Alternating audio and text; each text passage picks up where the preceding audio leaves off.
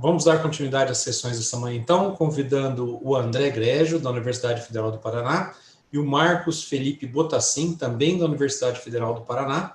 Eles vão fazer a apresentação Integridade, Disponibilidade, Confidencialidade e Ransomware. Bem-vindos. Obrigado, Adriano. Bom dia a todos.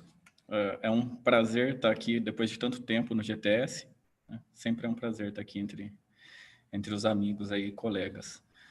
Então, hoje a gente vai fazer uma apresentação que é mais uma reflexão, né? Lógico, tem a parte divertida, prática ali que o Marcos vai mostrar, mas é uma reflexão de para onde a gente está indo na área de segurança, que eu acho que é uma eterna reflexão que não só tem que ser feita, mas a gente vive num loop infinito de desgraças, né? E parece que nessa corrida de gato e rato, a gente está sempre para trás, né? E os problemas são sempre os mesmos, né? Passam-se as décadas e nós continuamos sofrendo dos mesmos problemas, mesmo sabendo dos princípios básicos de segurança e tudo que tem que ser feito, tudo que tem que ser construído, implantado e seguido, né? A tal da conscientização, ela parece que nunca chega. Então, a gente colocou esse título aí, né? Então, tem que motivar um pouquinho a palestra até chegar na parte prática. Então, vou mostrar um pouco de um histórico aí do ransomware, como ele evoluiu ao longo do tempo, até chegar nas ameaças atuais, né? E aí vai ter uma demonstração de alguns exemplares, como eles funcionam, qual que é o comportamento deles, até resolvendo alguns mistérios de se é possível recuperar a chave ou não. E, no fim, a gente faz lições aprendidas, porém constantemente esquecidas, né? Todo mundo sabe que um ransomware é um código malicioso que viola a disponibilidade dos arquivos ou dos dispositivos aos quais ele infecta, né? Por meio de criptografia, ou às vezes embaralhamento, ou usa até uma codificação diferente, né? Ransomware antigo a gente já viu que faz as coisas sem usar chave forte, né? Ou até usando algum método de ofuscação codificando para a pessoa não ver, né? Os mais ingênuos assim. Mas hoje, como tudo em crime cibernético, né, as coisas viraram uma motivação financeira organizada por quadrilhas e etc, né? Tem poucas pessoas querendo aparecer e muita gente lucrando ali com a parte de crime mesmo. Os tipos principais de ransomware, né, existem dois tipos principais, né? Nem todos eles são, cifrou todos os meus dados, alguns eles tentam trancar o computador, ele tranca o usuário para fora, são os locker ransomware, né? Esses tipo locker, eles acabam travando a tela e deixam uma mensagem como se fosse um screen locker ali para a pessoa pagar de alguma forma o resgate e depois ter a chave que destrava o computador, né? Pode travar alguma partição de boot, alguma coisa do tipo, né?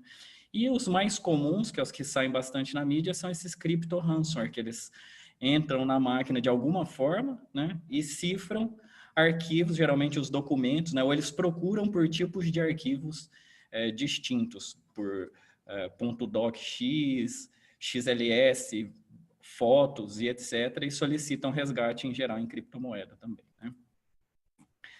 Como que é o comportamento padrão de um ransomware? Porque quando a gente chega e vai discutir o artefato em si, o exemplar que cifrou, nós estamos falando num ataque que já ocorreu, né? É um exemplar de malware que entrou na máquina de algum jeito e ali ele fez a atividade dele, né? Ele fez o comportamento dele, mas às vezes a gente se perde, né? Tem muitas análises que tem por aí, sempre é em cima do binário, do que ele fez, como que ele cifrou, né? Como foi a troca de chaves. Mas por que a gente ainda é infectado por código malicioso, né? Sendo que a indústria já tem aí 4 décadas de desenvolvimento e nós estamos tendo um problema básico, que não importa como que o ransomware faz a cifração ou não, né? Importa que ele está entrando nas máquinas, e isso tem um caminho longo aí do ataque, né? Tem toda aquela escadinha de ataque, né? Aquele procedimento, ó, teve uma varredura ou alguém mandou um ataque indiscriminado para todo mundo via phishing, né? Então não tem só a fase da execução do ransomware, tem todo um procedimento que começa com a entrega, que em geral pode ser feita via phishing, né? O jeito mais fácil, clique aqui para ver alguma coisa, comprar algum produto, né? Acesse esse anexo em PDF, seu nome está sujo, e dali, né, vai ter um script ou alguma coisa que vai permitir, ou mesmo um downloader, né? Que vai permitir que essa amostra de ransomware entre na máquina. Mas existem outros jeitos também, né? Não só o phishing. Algumas mídias sociais, né, ferramentas de mídias sociais ou grandes sites já foram alvos de anúncios que permitiam o download de ransomware nos seus usuários, né? Então, só a navegação já lhe permite pegar um ransomware. E tem casos de paper install, né? A pessoa vai lá e quer instalar um programa que aumenta a performance do computador, né? Ou limpa o espaço mal ocupado, esse tipo de coisa, né? E quando baixa esses paper install, ele pode causar a exploração de alguma vulnerabilidade ou baixar um programinha ali que no fim carrega um ransomware, né? E tem o exploit comum tipo um worm, né? Vai varrendo máquinas na rede. Esse é o conjunto de etapas mais comum de um ataque, né? Faz uma varredura, acha máquinas com algum serviço habilitado para a rede em uma determinada versão e explora uma vulnerabilidade, seja do Windows, do Java, etc., e se propaga, e quando chega lá dentro da máquina, aí sim tem o dropping ou downloading do ransomware, né? Então, a segunda fase seria a execução, que é esse comportamento padrão que a gente já sabe. Eu vou procurar um determinado diretório, tipos de arquivo, compartilhamentos em rede, acessá-los e criptografá-los para depois exibir o aviso de resgate. Solicitar, então, um pagamento, que pode ser que abra o browser na sua cara com um HTML lá, ou pode ser que trave a tela, pedindo alguns bitcoins para uma ou mais carteiras virtuais, né? Existem alguns artigos, assim, vocês vão ver ao longo da apresentação, tem vários links, que são materiais complementares para quem quer entender o underground economy por trás do ransomware, como que funcionam algumas defesas, pelo menos acadêmicas, né? Depois a gente discute isso. Mas existem várias formas do atacante depois sacar esse dinheiro, e esse é tema para um outro dia, né? Porém, o importante aqui da parte do pagamento é que nunca é garantido, né, que a chave ou qualquer outro meio de decifragem necessário seja fornecida após a vítima pagar o resgate, né? E na maioria dos casos, realmente não há o pagamento, né? Existem inúmeras notícias na mídia, até de órgãos públicos, que pagaram mais de uma vez o resgate e continuaram sem acesso, né? Porque o atacante também não vai lá ficar esperando, né? O comércio dele não é vender a chave, né? E sim receber o dinheiro e mandar o ransomware para frente, né?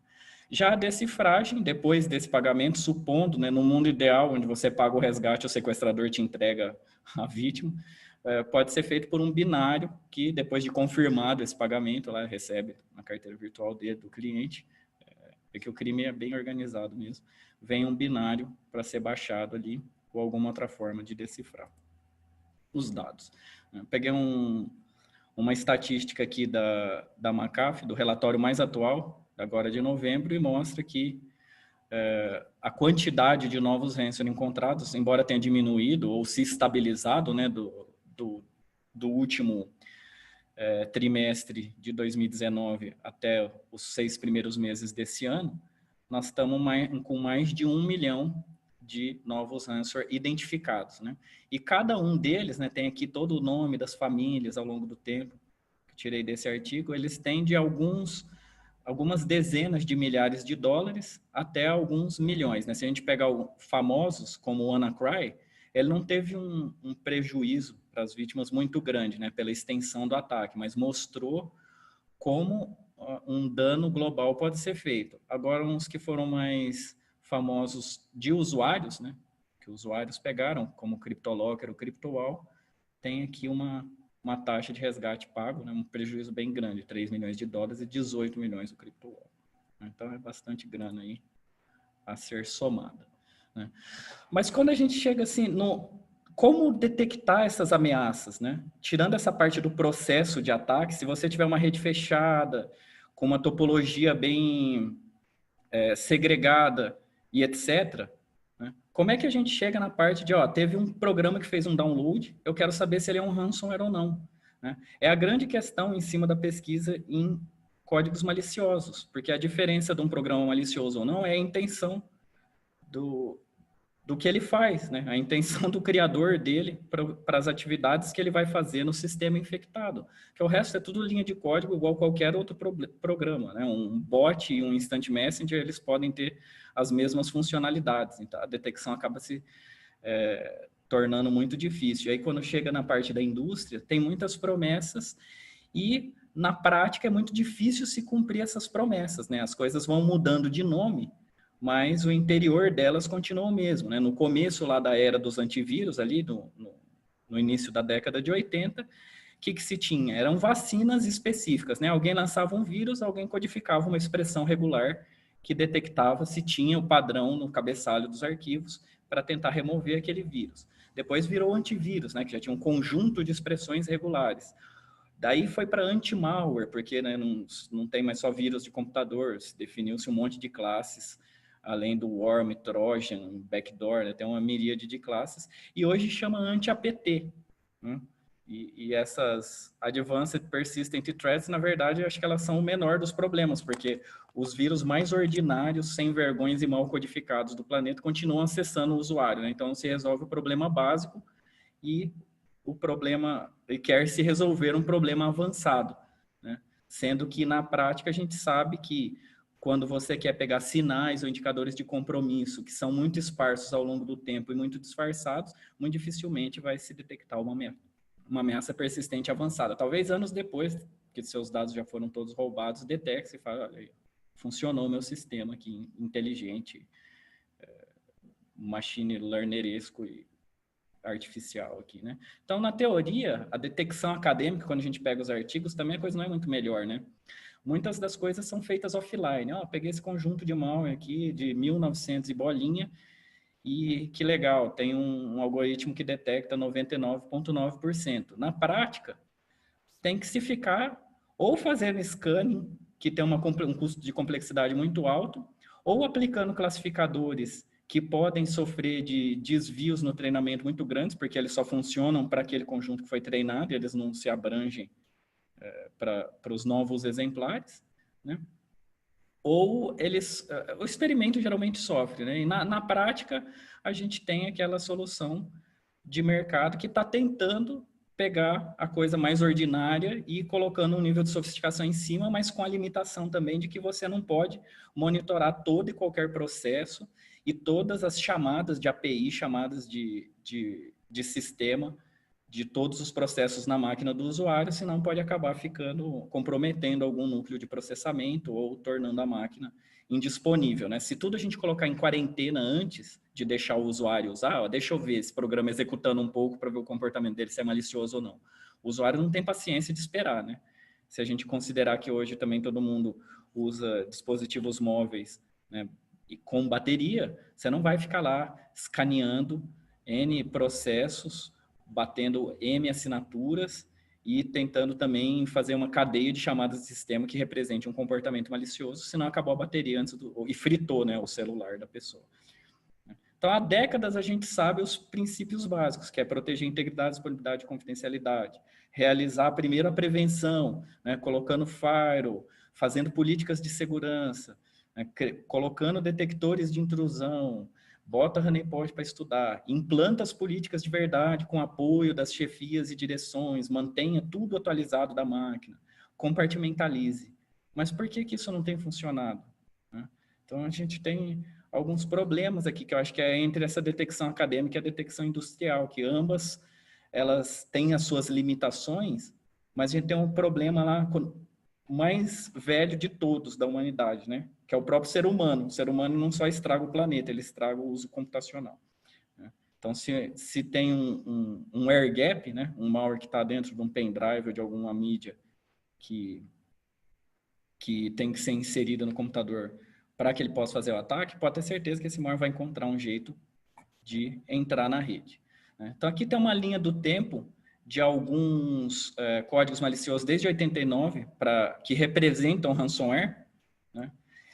E o primeiro deles, que é bastante interessante, era esse PC Cyborg, aqui, que um biólogo, o Dr. Pops, espalhou numa conferência alguns disquetes com questionários sobre AIDS. Tinha aqui mesmo o questionário, né? Então, esse ransomware também era um trojan, porque a pessoa podia responder o questionário dela, mas ele tinha um contador com um instalador ali. Então, ele infectava o AutoExec-BAT ali, e depois de 90 reboots, aí ele criptografava simetricamente os nomes dos arquivos.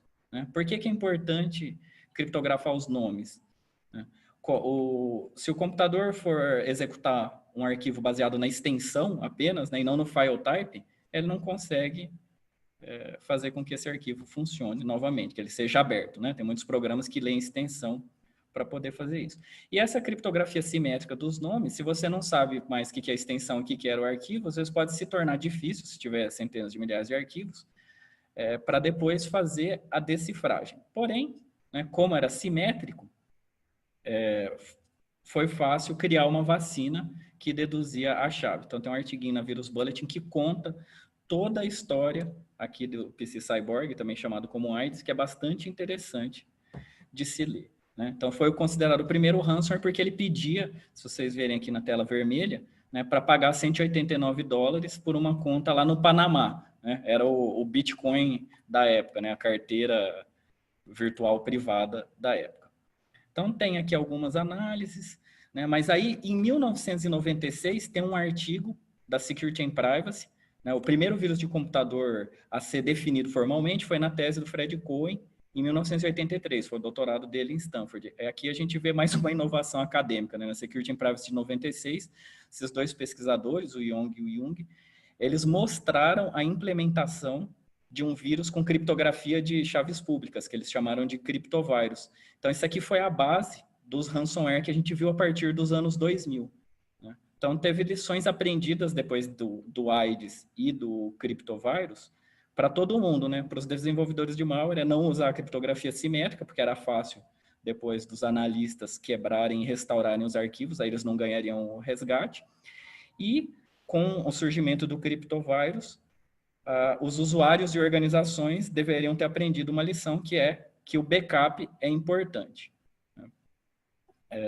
Nós tivemos, depois aí dos anos 2000 para frente, diversos tipos de artefatos cujos comportamentos são mais ou menos padrão, né? Vem por e-mail, num phishing, o usuário executa o artefato, ele vai lá e cifra.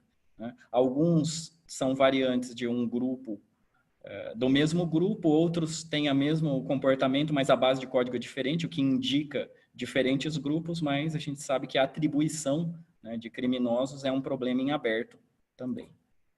Então, tem alguns casos aqui para citar, que é mais um histórico, né? Tipos de arquivos que os ransomware pegam, como que o CryptoWall funcionava, já era um pouco mais sofisticado que o CryptoLocker, né? Além de vir por phishing, tinha alguns exploit kits ou propagandas maliciosas que serviam de vetor de entrada, mas, no fundo, ia lá tentar cifrar e cobrar o resgate. Depois, uma outra inovação foi o Ransomware as a Service, onde os atacantes começaram a vender kits para qualquer um poder soltar o seu ransomware na prática, e aí esses atacantes eles ganhavam em comissão, né? Se você der uma comissão ali do resgate, leva o fazedor de código. Né? Então, tem algumas estatísticas aqui de 5% a 30% de comissão para usar o ransomware alheio. Né? A coisa foi se especializando cada vez mais. Né? O Quimera, a inovação dele foi usar o doxing aqui, que os autores prometeram disponibilizar os documentos das pessoas, caso o resgate não fosse pago, o que é uma boa do ponto de vista da vítima, a menos que ela tenha documentos comprometedores, né? Se o criminoso disponibiliza o documento, ela pega de volta já decifrado, então não precisa pegar o resgate, né? Mas me chantageia aí e põe meus documentos online que eu baixo eles de volta. Acho que esse foi o grande erro do Quimera ali, né? E as tendências de 2020 na área de ransomware, né? Todo mundo está trabalhando remoto praticamente, né? Tem que acessar a empresa. Muitas organizações afrouxaram suas políticas de acesso remoto. O RDP está habilitado em todo lugar, já estava, né? Não dá para dizer que foi hoje que com o trabalho remoto que abriram o RDP, mas a gente vê alguns exemplares mais novos, cuja entrada, uma das formas de entrada é por força bruta de RDP. Daí você tem que ter uma política boa de senhas e com usuários conscientes também, né, na hora de fazer os acessos. Então, tem várias coisas que não dá para controlar sendo um analista de segurança, porque tudo que a gente fizer vai ter o usuário ali para colocar a senha dele, para plugar o computador dele, para deixar o filho usar o computador e pesquisar sites e clicar em anúncio e etc. Né? E a gente chega no mês passado. Teve um problema de ransomware, alguns links aqui de um caso famoso, e o que a gente vai ver, eu coloquei o link para algumas análises na Corvus, nosso sistema de análise dinâmica, que não mostra muita coisa, afinal, são códigos bem simples, mas simples não significa simplista do ponto de vista ignorante, né? Simplicidade, às vezes, é elegante. Eu vou deixar o Marcos mostrar a parte dele. Nós recebemos 2 exemplares, um PE, que é um loader, e um ELF com execução manual. Esses artefatos foram os mesmos, tiveram envolvidos nos ataques do Texas Department of Transportation, aí em maio. Né? Então, a gente, como sempre, foi atacado até depois. Né? Ô, Marcos, eu vou tirar aqui para você colocar. Tá bom, todo mundo consegue me ouvir? Sim, senhor. Então tá bom, então no final eu apareço, eu vou dar share na tela cheia aqui para todo mundo conseguir ver. Bom, então eu espero que todo mundo esteja conseguindo ver agora. Eu vou falar um pouquinho de ransomware, tá? Então, sobretudo do ponto de vista do analista.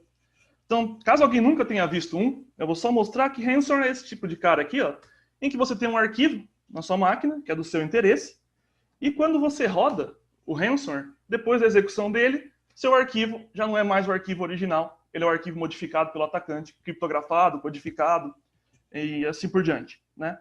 Então, do ponto de vista do analista, o que as pessoas sempre perguntam é, tá, e agora? Dá para reverter? Bom, a melhor política para reverter é sempre o backup, que no meu caso é simplesmente voltar o comando aqui. Mas, se não é o seu caso, se você não tem o backup, vamos olhar o que o analista pensa um pouquinho. Então, eu vou abrir aqui no debugger. E, bom, quando você fala em reverter o ransomware, no fim das contas, você quer achar a chave. Então, sempre o analista ele vai procurar é a função que toma conta da chave. Então, nesse caso, é essa função aqui. Eu vou tentar passar rapidinho para não tomar muito tempo. Então, quando a gente chega nesse ponto aqui, a gente vê que aqui tem uma função, faz uma série de coisas, não vou ficar detalhando muito por enquanto, e que uma dessas coisas que essa função faz é obter a chave. Então, quando a gente chega aqui no final, nessa última instrução, seja lá o que for que essa função faz, mas quando eu chego aqui, eu sei que essa chave está em memória e ela vai ser retornada para o programa, certo? Então, se eu tiver acesso a esse ponto, eu consigo saber onde está a chave. Então, nesse caso aqui, o próprio debugger está me falando, né? Aqui, ó, é uma variável global que está nesse endereço.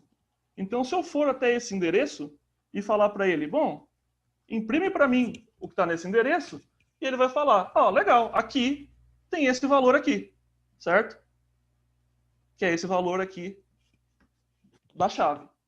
Bacana. Então, eu posso deixar o ransomware rodar, e mesmo depois que ele terminar, que eu tiver o meu arquivo aqui já comprometido, se eu rodar a minha função de recover com a chave que eu identifiquei, o arquivo volta a ser o arquivo que era antes, pelo menos no mundo ideal.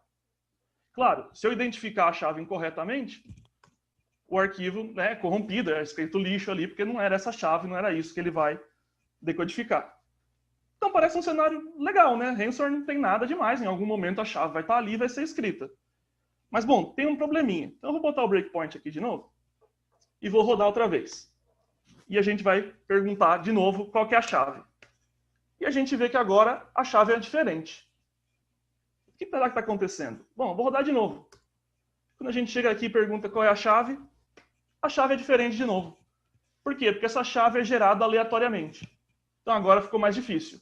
Porque agora eu não estou mais rodando num debugger, eu tenho uma infecção que já ocorreu, esse malware já rodou, eu sequer sabia que ele rodou, então eu não monitorei, e ele gera uma chave aleatória. Então se eu inspecionar ele posteriormente, eu já não sei qual é a chave mais. Bom, tem um problema. Dá para recuperar? Volta a mesma pergunta para o analista. E a resposta é depende. Então vamos dar uma olhada de novo na função getKey. A gente vê que em um determinado momento aqui, ele chama a função rand. Então essa função rand é que está gerando essa chave aleatória. Você só vai conseguir reverter se tiver alguma falha aqui. Nesse caso, tem uma falha já clássica, né? Por quê? Porque a função rand já não é aleatória de verdade, ela é pseudo-aleatória, ela precisa de uma semente, né, que você dá com srand, e a semente passada está aqui, ó, time, né, null, aqui em cima, no 0, ou seja, a hora local. Então, se você, de algum modo, através do mecanismo de log, ou através do file system, do timestamp no file system, souber a hora que esse ransomware rodou, você, em tese, consegue colocar o valor de time aqui de volta, né? Resetar esse horário para a hora da infecção e gerar a mesma chave. Por quê? Porque, tá vendo aqui em EAX? EAX vai conter o retorno da função time. Ou seja, vai ser a hora que vai ser retornada por time. Então, se eu fizer um break aqui e olhar nesse ponto o EAX, a gente tem essa semente aqui, né? Esse valor aqui, que é utilizado como semente para a função que gera essa chave aqui. De novo, se eu rodar outra vez, a gente vai ter outro valor em EAX, vocês podem ver que agora o valor é diferente, consequentemente, a chave é diferente. Mas, como eu falei, se eu chegasse nesse ponto e falasse, não, o meu EAX agora vai ter aquele valor que eu salvei. Eu descobri que foi essa hora que o malware rodou. Posso colocar aqui, continua a execução, e quando eu perguntar qual é a chave, xddj, podem voltar lá em cima, olha lá, xddj. Ou seja, sempre que eu rodar com esse horário, ele gera essa mesma chave. Então, se ele tiver uma falha de implementação, eu vou conseguir reverter. Bacana, né?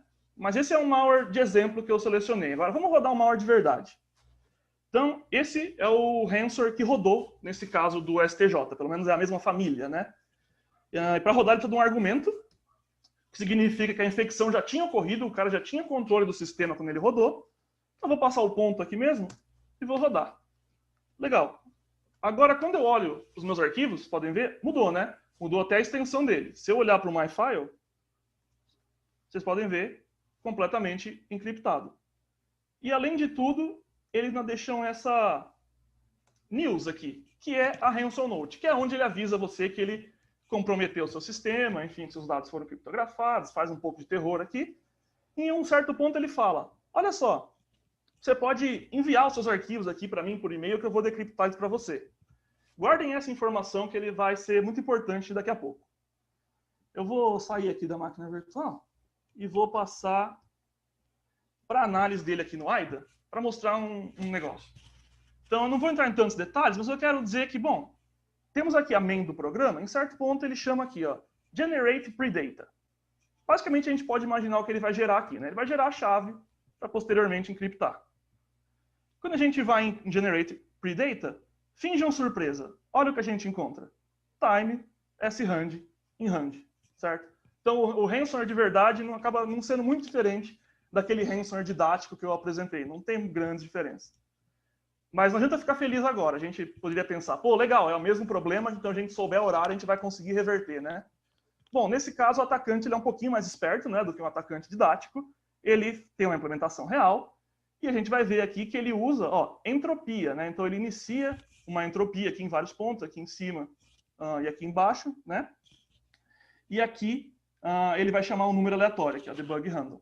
Certo? Então, além de gerar a rand com a hora local, ele vai somar isso com uma entropia, que é gerada localmente, e aí sim, essa chave fica verdadeiramente aleatória, e é por isso que a gente não consegue reverter a criptografia desse ransomware.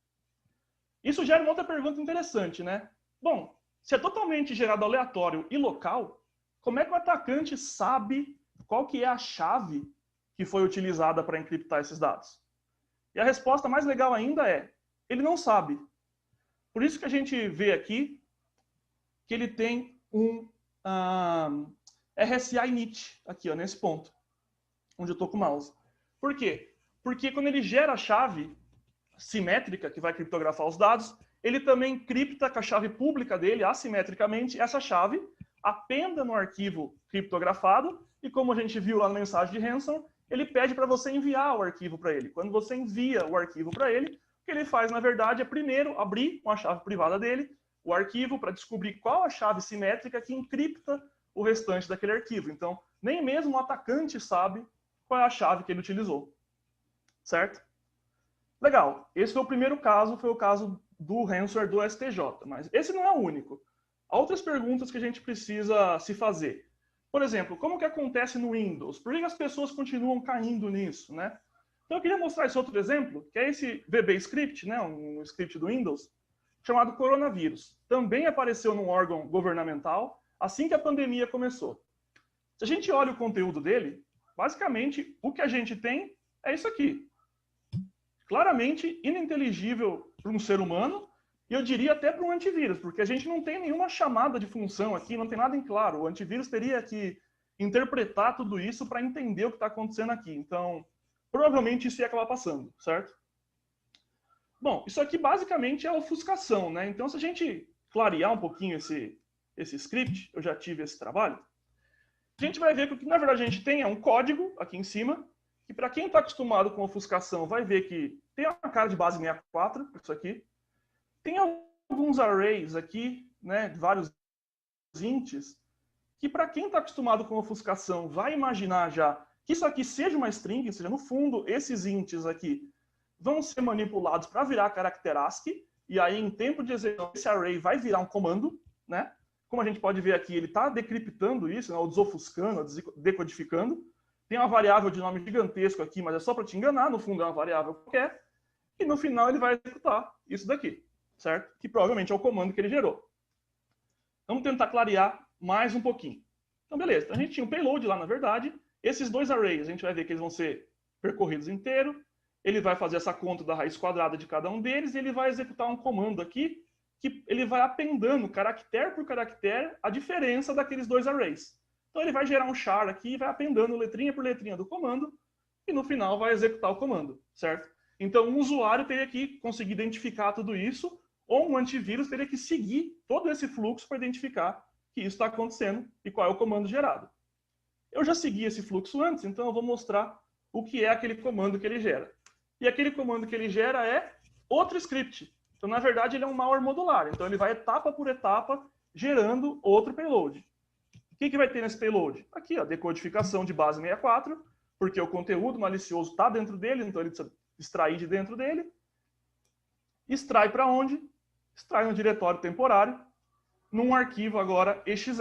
Ou seja, além de multi-estágio, esse malware ele é multiformato, porque antes a gente estava lidando com script, agora a gente está lidando com um binário típico. Então o antivírus teria que parsear todos os diferentes tipos de formato que esse cara utilizou para conseguir pegar ele. Bom, e quando a gente roda esse cara? Eu não tenho muito tempo para mostrar toda a execução dele, mas depois que você roda, adivinha o que acontece? Ransom note. De novo, seus arquivos foram encriptados, pedindo resgate, geração de chave aleatória, basicamente da mesma forma, tanto no Windows quanto no Linux, certo?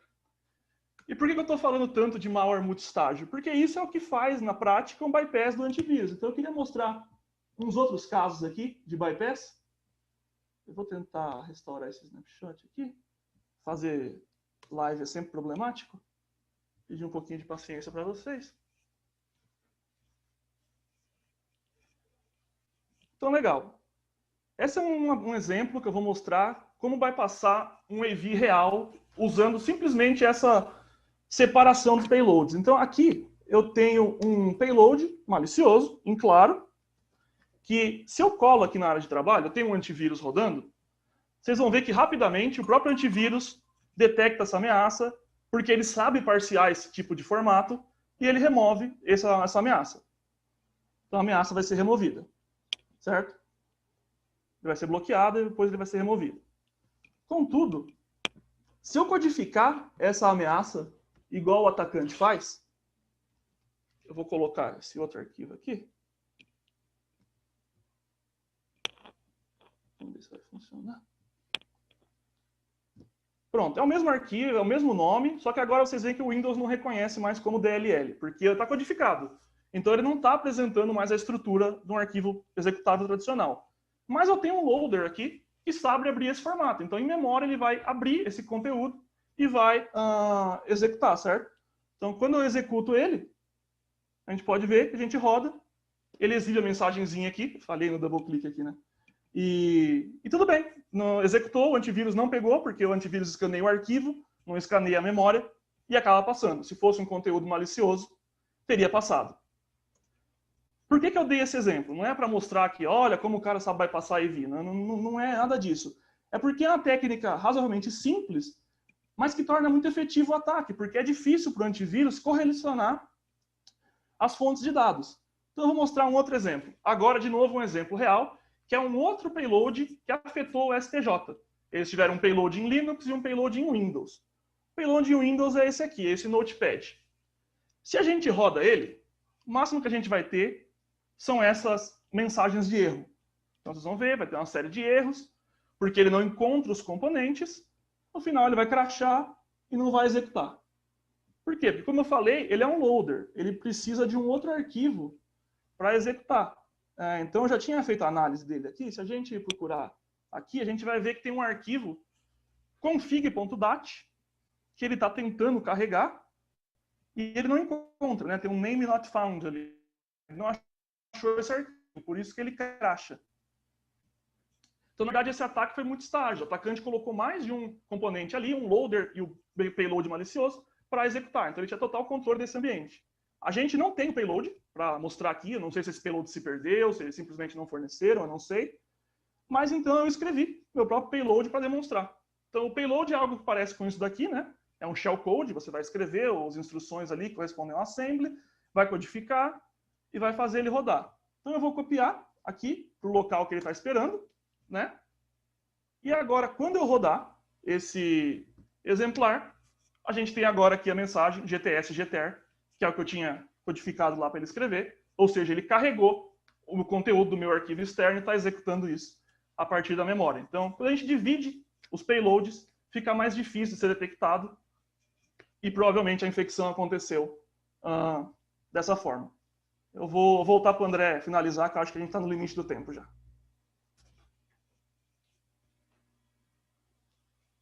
Estou recompartilhando a tela aqui.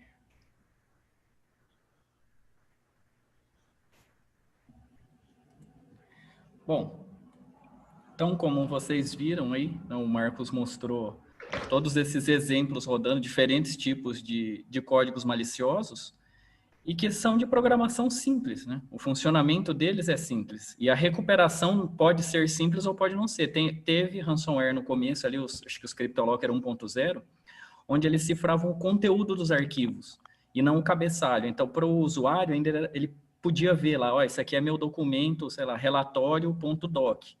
E por ter o cabeçalho, por eles fazerem uma codificação fraca, se eu não me engano era um shore, né, era possível encontrar a chave usada no shore e decifrar esses arquivos. Mas a tecnologia para se fazer ransomware com infraestrutura de chaves públicas está ali desde do artigo do Yong de 96. Né? Então, para onde que a gente vai? A educação ainda é a chave, né? Porque não tem outro jeito de resolver. O atacante sempre vai tentar colocar uma string para bypassar um antivírus, mudar o padrão, fazer alguma firula, colocar N módulos que tentem dissimular o download, né, do artefato malicioso em si, pode fazer em partes e montar depois. E a única forma de proteção, tirando toda a segurança em camadas, né, é que não se pode negligenciar o backup. Eu acho que a gente acaba negligenciando muito o backup. Eu coloquei a cartilha do CERT aqui, usei o folheto deles e coloquei de referência, porque uma coisa que eu já vi na prática aqui até na universidade você pode ter o backup diário, mas se não tiver a política correta para testar o backup, na hora de fazer o restore, ele não vai funcionar. Né? Então, não adianta nada ter aquele monte de fita ou discos com inúmeros backups incrementais diferenciais, se na hora que se precisa ele não está ali. Então, além disso, tem todas aquelas dicas de proteção básicas, né? Mas que muitas vezes a gente também negligencia, além de ter o backup, né? A pessoa pode deixar o backup na rede direto, isso se um ransomware infectar e achar o backup na rede, vai cifrar o backup, mas usar bloqueador de ADS, porque muitas vezes vai enchendo o saco colocar um monte de ferramenta de segurança, né, que elas ficam apitando tudo ao mesmo tempo. E como a gente é muito orientado à usabilidade, né, em geral, tem muitas funcionalidades desnecessárias por padrão que vão permitir a execução de um código JavaScript. Aquele VBS que o Marcos mostrou, existem códigos em JavaScript que são similares, né, no sentido da ofuscação do script, né, que vão pegando char por char e montando para depois avaliar e fazer a execução. Né? Então, são coisas óbvias, mas que se todo mundo tivesse seu backup, bloqueador de AD e tudo aqui, o ransomware não seria tão efetivo, né? Você poderia simplesmente, perdi o dado de hoje, vou restaurar o de ontem.